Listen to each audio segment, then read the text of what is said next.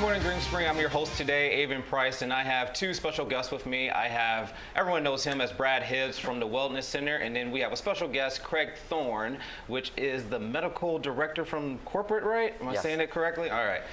Sorry with titles. But anyways, today we're here talking about men's health and just little tips on how the men here at Green Spring can stay fit, can stay healthy, and stay active as long as possible. So, gentlemen, I broke this down kind of into three categories. We're going to talk about exercise, diet, and then mental health. So let's first jump into my first question is there really a difference between men's health and women's health? If so, what's the difference? I'll begin. Okay. So there are some differences. Of course, there's some similarities. Men's health. I think the key difference is that historically, men don't take care of their health as much as women. And in fact, there's a lot of statistics to show that if there's a woman behind her man, particularly a wife, behind her husband, it actually promotes the husband's health in many ways. Men live longer. If there's a woman in their life that's pushing towards their health, and they more likely are get their preventative screenings. Women by nature, because many of them are mothers, routinely enter into health care. There's a lot of movements behind women's health, particularly around breast cancer awareness and screening. And so historically, women have become more involved. But men are equally as important in terms of maintaining their health and finding things early on in terms of prevention. Important in both genders, but men are a little bit weaker in terms of how they enter into their preventative health. So it kind of goes along the lines, kind of like me. I have a younger sister. She'll go to the doctor, but me, I kind of just go, I hope that pain goes away, and just hope I don't die. Kind of that. And you're a doctor. You probably experience that with patients, that you probably have at least more women coming in than men, because men just naturally we just don't think to take care of ourselves like that. Correct. And it really is important, again, that men enter into a yearly screening as well, beginning in their 20s.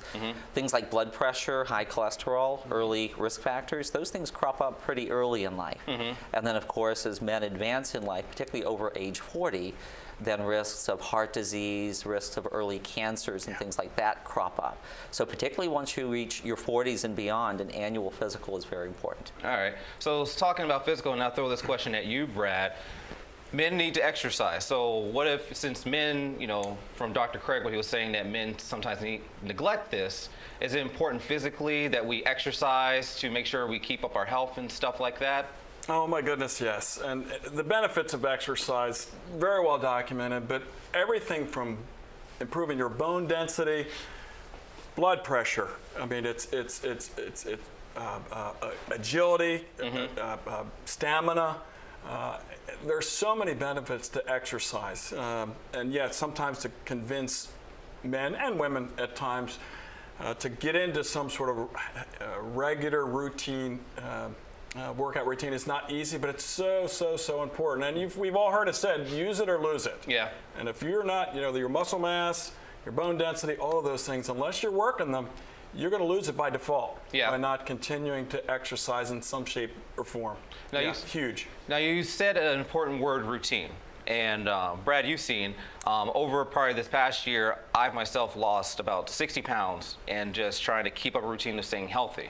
And so some of the residents who've noticed I've lost a significant amount of weight, they asked me how did I do that? And there was a lot of things in that, but the main important thing is that I stuck to a regular routine. Every day I would do some kind of cardio. Every day I stuck to a routine diet. Every day, I stuck to my workout plan. Now, if someone has been out of a routine, how do they first start? Should they just go in hardcore, or should they slowly increase it over time and get harder? I don't want to say harder, but intensify it a little bit more. Great question. And initially, especially if you've not been working out for a while, it'd be good to go to your doc, get a checkup, find out what's going on. Are there any contraindications there, things that we need to stay away from, be careful with, etc. But it's at the fitness center all the time we're saying carefully, cautiously, conservatively. You go slow. You go slow. See how the body's responding.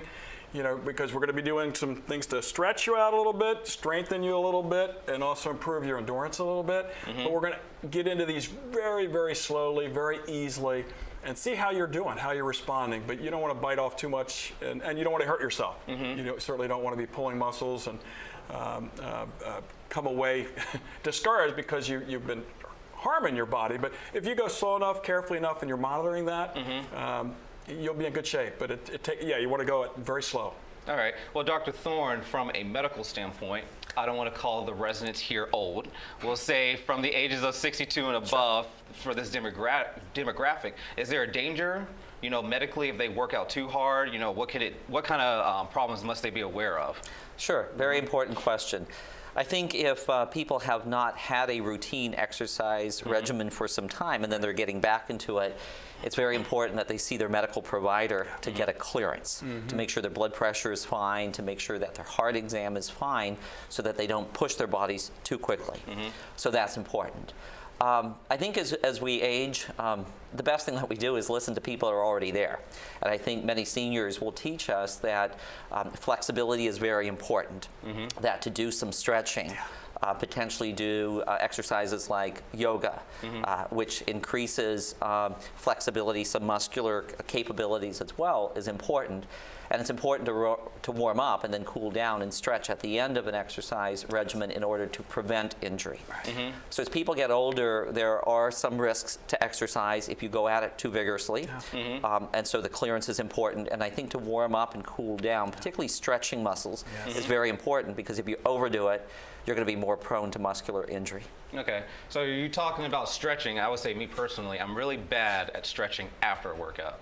I'm always, I do CrossFit and I do martial arts. So usually after I do CrossFit, I'm trying to jump over to the other side to do martial arts, and usually my coach is like, hey, you need to stretch, and I'm like, later, and then later never comes, and then I feel sore one day, and then I need to use the foam roller. And the reason why I bring up the foam roller, because Dr. Thorne, you brought in some toys. Yes. And one of our residents before was like saying that this is a torture device, and in some aspects it could be if you're very sore. So why don't you kind of explain what you got here, Dr. Thorne?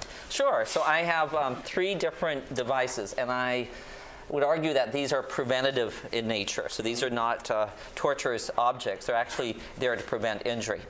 So one of the simple devices here is a yoga band. Okay. And I think this is particularly important, particularly before any cardiovascular exercise. So if people are going to get on the treadmill or an elliptical or a good walk, a brisk walk or run outside, if you lie flat on your back and you put this around your foot, okay, and you lift your leg straight out and pull back, this will actually give a very good stretch on your hamstring, which are the muscles on the back of your upper leg. Hamstrings are prone to stretching and sometimes tearing if people go at it too quickly. Now, is this a kind of stretching maneuver that you should do alone, or can you have a partner with, someone, to help you out if you can't do it yourself? I think it's good to always have a partner. I mean, to have a buddy in exercise encourages people, but it also will help you not overdo it. So I think that's a good idea. And if you really want a good stretch in your hamstring, if people have tight hamstrings, and they know it because they feel it, but also hamstrings pull on the lower back, so people have lower back problems. Sometimes it's from the leg. If you do this yourself, and then you have somebody that gives just a little extra push on your ankle to extend your leg a little bit more, it gives a better stretch. So I think that's a great idea. So you say this is mainly for people who do cardiovascular, like running and biking and those kind of exercises. Correct, but I think Brad is more of an expert than me, and so he may be able to add to that. Yeah, we emphasize, and men, unfortunately in particular, don't stretch as they ought to. We're big into the strength training, we're maybe big into cardio, but we don't do the stretching we really should be doing. The preventative stretching to help us to stay flexible, to stay limber. And we have a wide range of stretches. But in the fitness center, we maybe do 3 basic arm stretches, 3 basic leg stretches that cover the major muscle groups in the leg, for instance, the calf, the hamstring, the quads. But they're really simple. They're very, very easy. And it is good to have a buddy, but it's not necessary. It's not critical. There's so many stretches that we can do to keep us loose and limber prior to working out and after working out. And sometimes maybe you won't have the time, but try to do it when you can. And as far as the amount of tension, I say it all the time, you want tension, but you don't want pain. Yeah. That's an indicator you're probably stretching it too much. I really like the residents all the time, whatever the stretch is. I do need tension. We need to be stretching like a rubber band, those muscles a little bit, but not too much. You don't want pain. Okay. Pain is telling you too much. You brought up something, and I just thought of this question right now. And I hope I don't offend anybody saying this. I remember when I first started getting into exercise and stuff. And so you're talking about flexibility and yoga and how that's important. And today's topic is about men's health. Yes.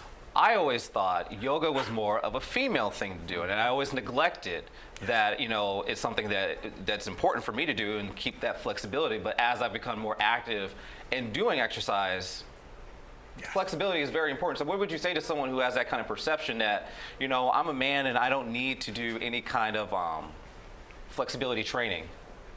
What would you say to that? So I'll begin. If you look at pro tennis players in particular, I think of Roger Federer.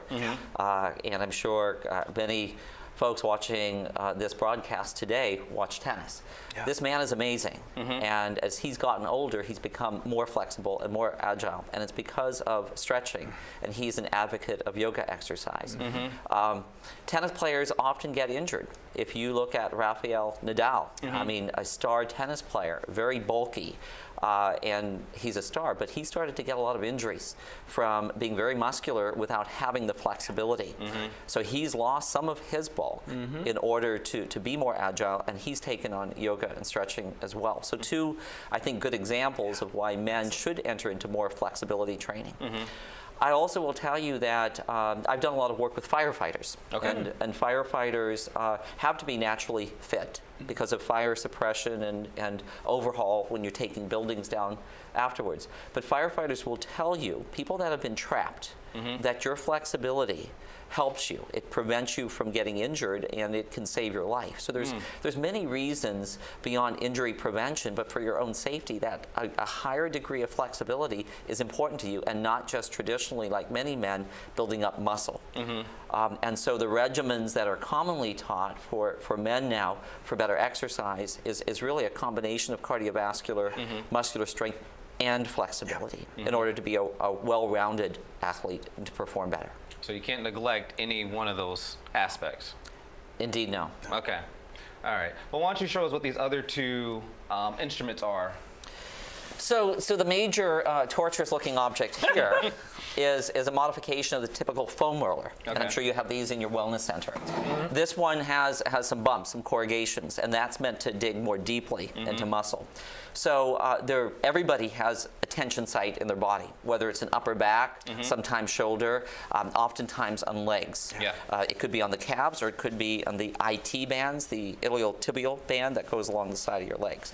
I'm a runner, and I do distance running, and I find that my legs get very tight. This particular roller is important not just when you're injured, but to prevent the injury. Okay. And the way that you do that before you run is you lie on your side and you put this under your leg and you roll on this, and it activates the muscles. Yeah. And it can really help you. It's like any kind of warm-up. It can help you by stimulating those muscles to start moving. And so before you get into pushing off and starting your run, prevention is important. The other particularly good use of a foam roller, which people don't think about, is to lie on it. Not lie on it cross-sectionally, but align it to your spine. Lie backwards on it and rest your shoulder blades. And it really opens up your chest and opens up your back. So people with chronic back or chest tension, particularly people that are doing a lot of keyboarding, they often put a lot of pressure and their chest is closed. You put this behind and open up, that's good. So that would be good just daily. I use this every day. I travel with it. Yeah. I put it in my suitcase because this is my favorite preventative device. Yeah. It's also good at the end of the day when you have tension as well. It's easy to use. There are more uses as well, but I find this particularly useful. And people look at these bumps as being objects of torture, but they really actually dig into the muscle. They help tremendously. Yeah, I have one similar to that home, and I told you mine has more spikes that are more square-like than just the pointy. And I will say I used to have one that was just flat, and it didn't have any bumps. But when I got one that had bumps in it, I'm telling you what, it gets out all the crinks and all those little aches a whole lot more better than a flat surface. So I really like the bumpy ones.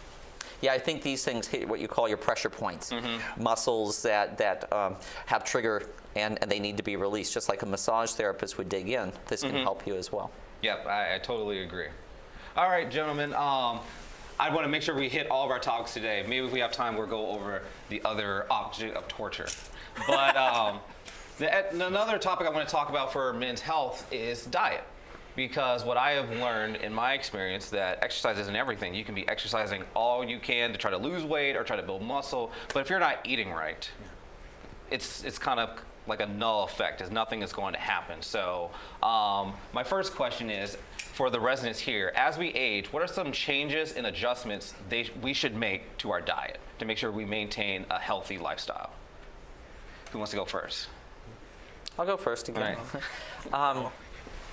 I think that as you get older, you have to be very importantly focused on keeping your diet balanced. So oftentimes when we're young, we think of our bodies as just sort of fuel tanks. Put it in there, metabolize it, you know. Right. Eat your fries, eat your junk food. These particular foods over time can have some disadvantages to our body. So things like saturated fat, which can build up our cholesterol and put us at risk for heart disease and stroke.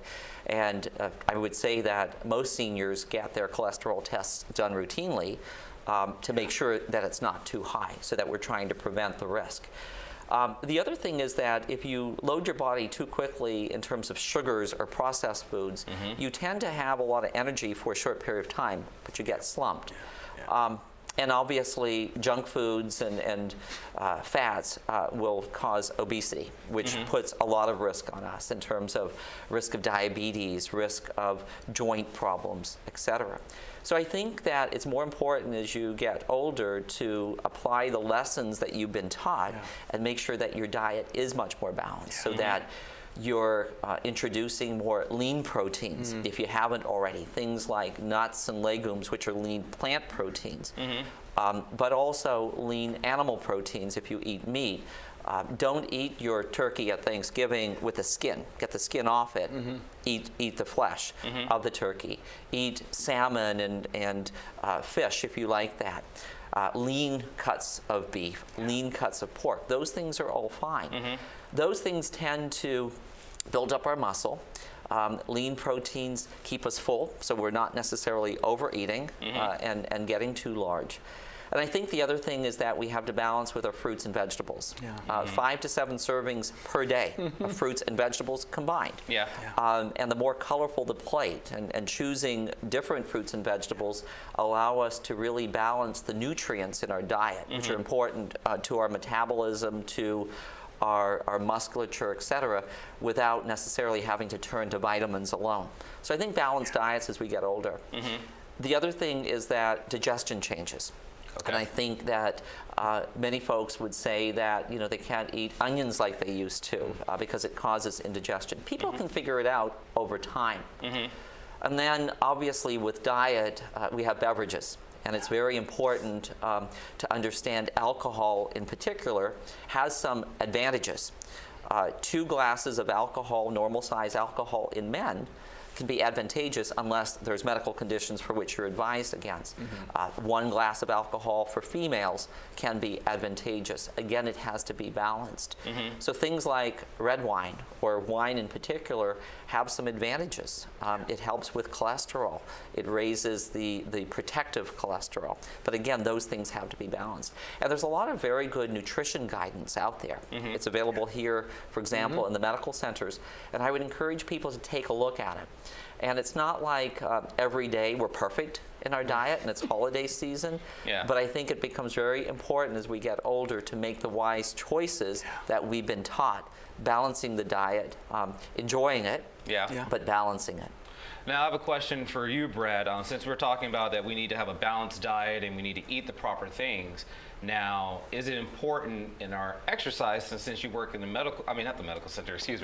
wellness center, if you're not eating properly, can you perform really well in your exercise? Because I remember one day I made the mistake of eating Chick-fil-A and then I went to the gym right afterwards, and I'm telling you what, I was sluggish. I couldn't lift properly. I couldn't even run. I felt so gassed out. So is it important to eat well so you can perform well in the gym?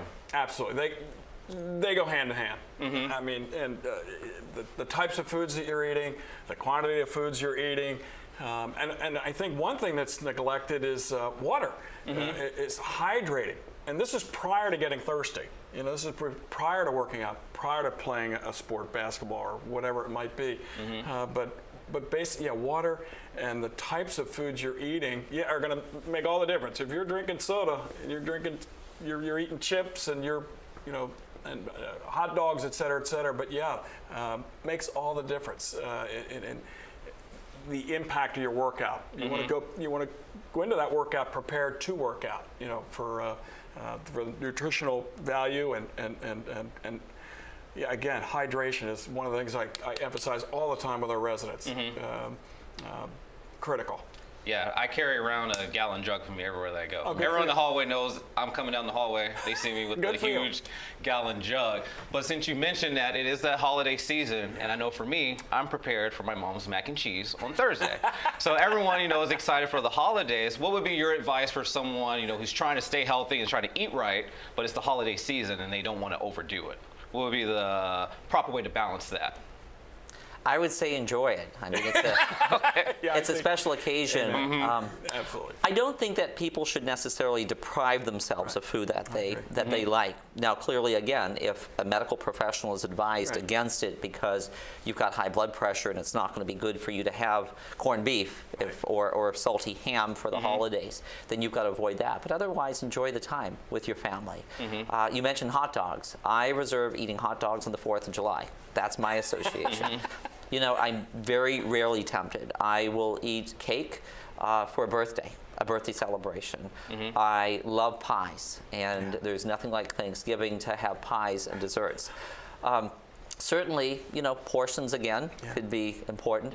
And I find that if you enjoy your food by savoring it, think about the spices in the food, think about the preparation, enjoy the texture of it, enjoy the warmth of the apple pie, then you'll savor it and you're not just sort of shoveling it in, but you're enjoying it. And particularly if your mom is making your mac and cheese, you should enjoy it. That's pretty special. But the problem that I have is portion control. Right. Because I'll legit have one plate for everything else, and then I'll have another plate of mac and cheese. So that's where we have the problem sometimes, is my portion control. But I'm gonna go with what you said. You said for me to enjoy myself, and I'm just gonna enjoy myself. But that's good to hear that we can still enjoy it, because some people can be very regimented to their diet. It's like, I have to have broccoli, spinach, just lean chicken, and da-da-da-da-da. But you can venture out, because I've read and I've seen and heard that if you don't if you don't give in a little bit to those cravings, one day you're going to crash and eat like 2 boxes of cookies or something. So it's good to maybe give yourself that one cookie every now and then, so you at least have that taste in your mouth and savor it and enjoy it, so you don't crash and end up eating 2 boxes like I've done in the past. So our time is running out. We got 5 more minutes, but I wanted to touch on this because I found this to be an important aspect to health overall, is mental health.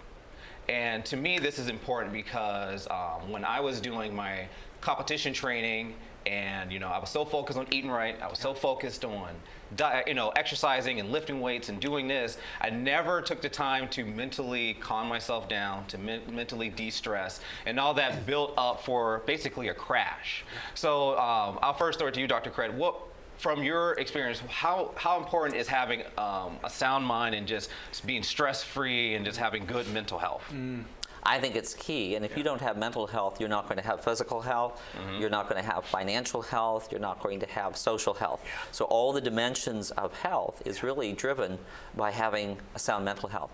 If a person is overly anxious, then they're not going to relax and enjoy the moment.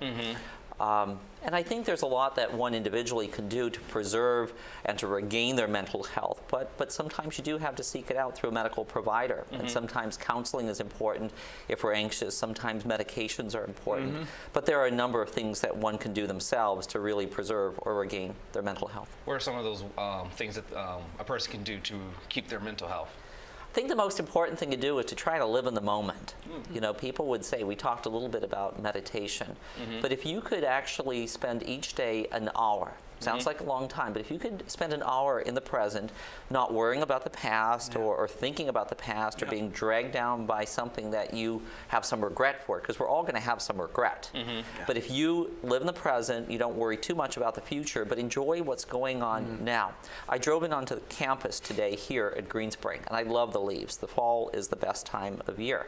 So if you take an hour and you go around the trails of this beautiful campus, the rim trails of this campus, and just enjoy the fall and the beauty, it's amazing what that will do for your mental health. It will give you a very different perspective on your day than if you came in here and you started hurrying about your daily routine. Or for our seniors, you got up and started thinking about what your activities are going to be for the day, or you start worrying about Thanksgiving. You know, relax, enjoy the moment. I think that's the best thing that you can do. All right, Brad, do you have anything to add to that?